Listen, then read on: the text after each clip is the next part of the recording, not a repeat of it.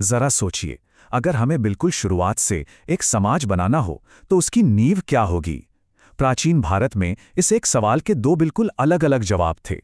एक जो कहता था कि समाज लोगों के बीच एक समझौते से बनता है, और दूसरा जिसका मानना था कि समाज एक दैवीय योजना का हिस्सा है। चलिए, समाज बनाने के इन दोनों ब्लूप्रिंट्स को समझते हैं। तो चलिए इस सवाल में थोड़ा और गहरा उतरते हैं। एक ऐसी दुनिया की कल्पना कीजिए जहां कोई नियम कानून नहीं है, बस चारों तरफ अफरा तफरी।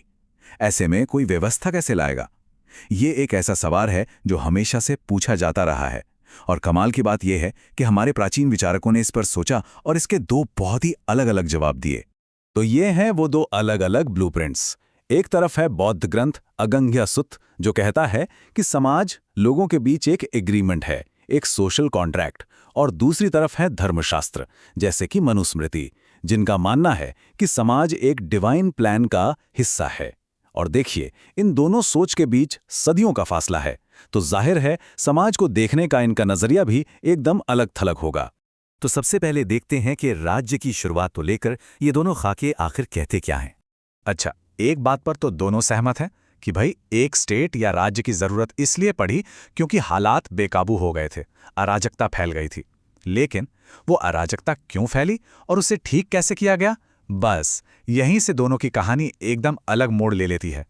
धर्मशास्त्र इस सिचुएशन को समझाने के लिए एक बहुत ही पावरफुल शब्द इस्तेमाल करता है, मत्स्य न्याय, मतलब मछली का कानून।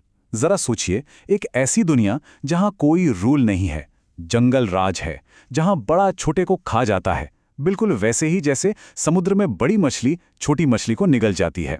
अब इस भयानक स्थिति से बाहर तो निकलना ही था। तो इस मत्स्य न्याय का धर्मशास्त्र के हिसाब से क्या इलाज था? जवाब आया ऊपर से। जब केओस बिल्कुल हद से ज्यादा बढ़ गया तो लोगों ने देवताओं से प्रार्थना की और देवताओं ने इसका हल निकाला। उन्होंने मनु को पहला राजा बनाकर धरती पर भेजा। तो देखिए, यहां भी एक तरह का कॉन्ट्रैक्ट है, लेकिन ये लोगों के बीच नहीं बल्कि इंसानों और भगवान के बीच है। राजा एक तरह से भगवान का भेजा हुआ नुमाइंदा था, जिसका काम था धरती पर ऑर्डर और धर्म को वापस लाना। अब इसके बिल्कुल उलट अगन्य सुत्त की कहानी देखिए। ये एकदम अलग है। यहाँ कोई देवता नहीं, कोई दैवी हस्तक्षेप नहीं। ये मामला पूरी तरह से इंसानी और कह सकते हैं कि प्रैक्टिकल है। कहानी शुरू होती है चावल की खेती से। जैसे ही लोगों ने खेती शुरू की, प्राइवेट प्रॉपर्टी का कॉन्सेप्ट आया और उसके साथ आया लालच, चोरी और झगड़े। तो लोगों ने क्या किया? उन्होंने आपस में बैठकर एक हल निकाला। सोचा कि चलो हम सब में से किसी एक को चुनते हैं जो सबकी प्रॉपर्टी की रक्षा करेगा, और इसके बदले में हम सब उसे अपनी फसल का एक हिस्सा देंगे।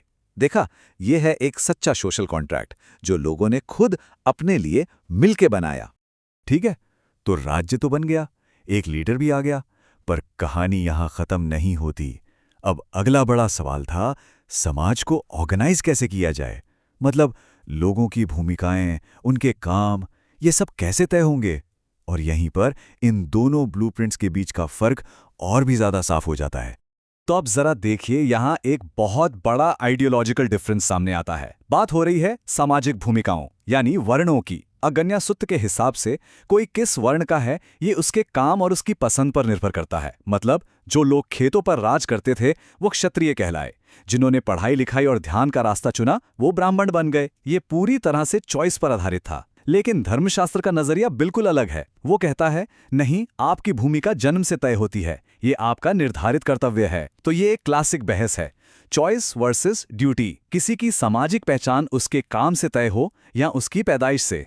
और धर्मशास्त्र के लिए ये आइडिया बहुत ज्यादा जरूरी है कि हर वर्ण का अपना एक तय धर्म है, यानी एक प्रिस्क्राइब्ड ड्यूटी।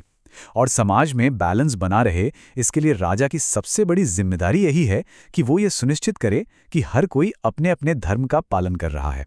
और अगर कोई ऐसा नहीं करता तो राजा दंड यानी पनिशमेंट का इस्तेमाल करके ऑर्डर बनाए रखेगा।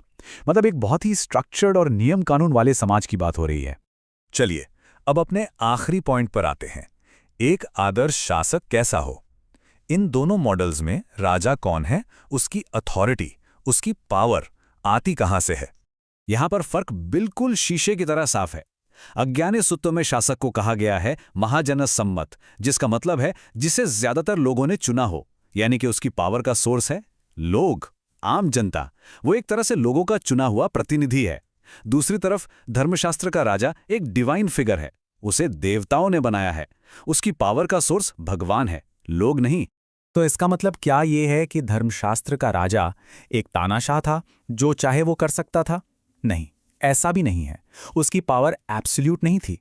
वो भी धर्म, और खास तौर पर राजधर्म, मतलब राजा के कर्तव्यों से बंधा हुआ था। उसकी जिम्मेदारी थी कि वो अपनी प्रजा की भलाई करे, गरीबों और ज़रूरतमंदों का ध्यान रखे, आर्ट और कल्चर को सपोर्ट करे। हाँ, एक बात जरूर थी कि न्याय सबके लिए बराबर नहीं था। सजा इस बात पर निर्भर करती थी कि अपराधी किस वर्ण का है। तो सवाल ये उठता है कि हम आज हजारों साल पुराने इन आइडियाज की बात कर क्यों रहे हैं?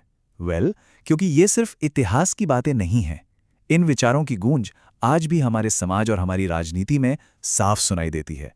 और ये जानना जरूरी है कि इन डिबेट्स की जड़ें कहाँ हैं। और ये बहस कितनी जिंदा है, इसका सबसे बड़ा सबूत है डॉक्टर B.R. अम्बेडकर जैसे मॉडर्न थिंकर्स। उन्होंने मनुस्मृति की बहुत तीखी आलोचना की और उसे भारत में जाति पर आधारित भेदभाव की जड़ बताया। ये बात हमें याद दिलाती है कि ये पुराने ग्रंथ सिर्फ किताबें नहीं हैं। इनका असर और इनकी इंटरप्रिटेशन आज भी हमारे समाज पर गहरा असर डालती है। और आखिर में हम फिर से उसी मूल सवाल पर वापस आ जाते हैं। एक समाज की नींव क्या होनी चाहिए? एक इंसानी समझौता या फिर एक दैवीय योजना? क्या ऑर्डर तर्क से आना चाहिए या आस्था से? अगेंगे-सुत्ता और धर्मशास्त्र, ये दो रास्ते आज भी हमारे सामने एक बहस की तरह मौजूद हैं।